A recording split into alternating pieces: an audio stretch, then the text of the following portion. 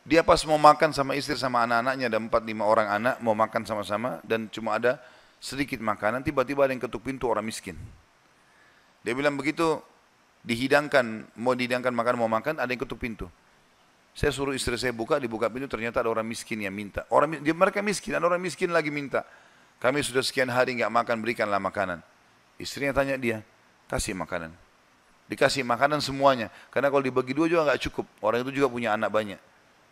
Dia sama istrinya orang mukmin.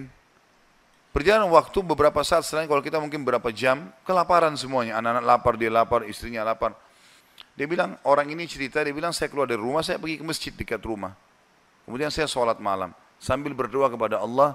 Dan kalimatnya, saking manjanya sama Allah mengatakan, ya Allah, sesungguhnya engkau tahu, kalau saya dan istri saya dan anak-anak saya kelaparan malam ini. Jadi bahasanya semua dirincikan, minta kepada Allah pada hal-hal yang kecil pun, minta makanan kepada Allah.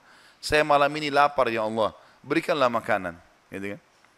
Dikatakan dalam kisah ini, ada seorang amir bisa kita katakan raja atau gubernur wilayah itu, sudah seminggu gelisah, mau bertobat kepada Allah. Sudah seminggu gelisah mau bertobat kepada Allah. Maka dia pun gelisah. Amir ini malam itu dia nggak bisa tidur. Dia keluar, dia ambil makanan terbaiknya, harta terbaiknya dari emas berkantong-kantong dibawa sama dia. Dia bilang, ya Allah, sebagai bentuk taubatku kepadamu, maka aku akan membagikan ini kepada orang yang membutuhkannya malam ini. Dan aku tidak akan memegang tali kekangan kuda ini, aku akan biarkan dia menuju ke arah yang manapun kau pandu. Maka kudanya pun jalan hanya masuk ke dalam masjid yang ada orang susah tadi. Ini kisah nyata.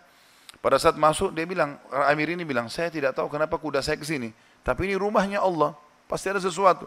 Dia bilang, saya turun dari kuda, saya masuk, saya temukan orang itu lagi berdoa, dan doanya minta makanan.